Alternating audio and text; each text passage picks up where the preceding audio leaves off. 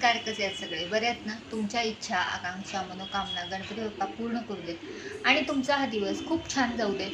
तर आज आपण रवा आणि मेथीपासून एक भन्नाट असा छान पदार्थ बनवतोय. तर चला तर मग तो कसा बनवायचा आपण बघूया. तुम्ही हा पदार्थ नाश्त्यासाठी किंवा चहाबरोबर खाण्यासाठी तुम्ही करू शकता. तर नाश्त्यासाठी खूप छान हा पदार्थ आहे. तर चला तर मग आपण ह्या रेसिपीला सुरू करूया. आपण एक पदार्थ करणार आहोत तर मेथीचा. तर मी तर मेथी बारीक चिरून घेतलेली आहे, धुवून स्वच्छ. एक बाउलभर ही मेथी असेल तर मी मेथी बारीक चिरून घेतली आहे. तर आता आपण मिक्सरच्या भांड्यामध्ये आपण मिरच्या घेतलेल्या आहेत. मी 2 ते 3 मिरच्या घेतल्या आहेत. आता यामध्ये आपण लसूण घालून घेणार आहोत. मी 4 ते 5 पाकळ्या लसूण घातलेला आहे. 2 ते 3 काप मी आल्याचे टाकलेले आहेत.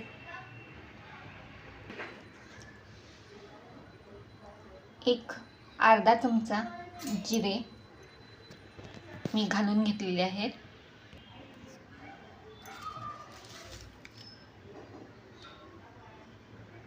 एक चमचाभर तीळ मी घालून घेतलेलं आहे.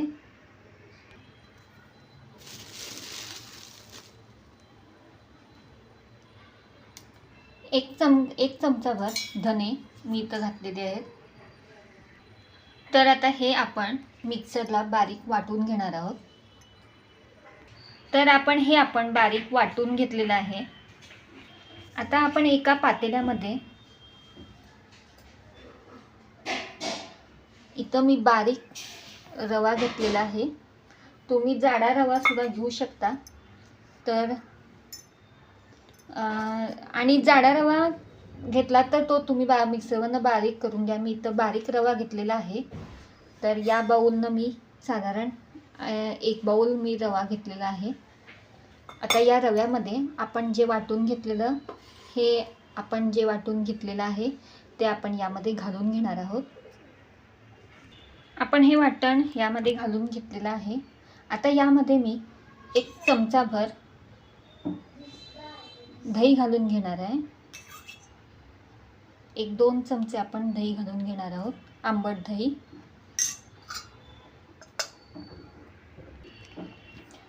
आणि चवीपुरतं मीठ घालून घेतलेलं आहे.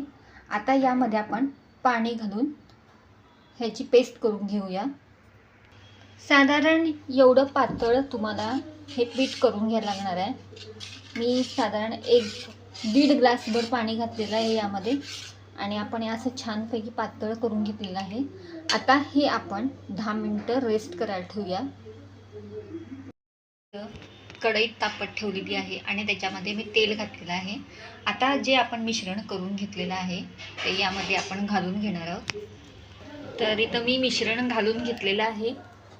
आता हे मिश्रण आपण जसं उपीट करतो तसं आपल्याला हे वाफवून घ्यायचं आहे. तर आपण हे वाफवून घेऊया. तर इथं मी वाफवायला ठेवलेलं आहे. तर या पद्धतीनं आपण आता हे उपिटासारखं झालेलं आहे. असं हे घट्ट व्हायला हवं. तर आता आपण हे थंड करून घेणार आहोत. आता हे आपण एका ताटामध्ये काढून घेऊया. आपण हे थंड करून घेतलेलं आहे. हे जे आपण रव्याचं जे मिश्रण केलेलं आहे आपण कढईमधनं काढून मी थंड करून घेतलेलं आहे. आता यामध्ये आपण चिरलेली मेथी घालणार आहोत. तर या पद्धतीनं मी मेथी घालून गोळा करून घेतलेला आहे. आता आपण तेल तापत ठेवूया. तर इथं मी तेल तापत ठेवलेलं आहे.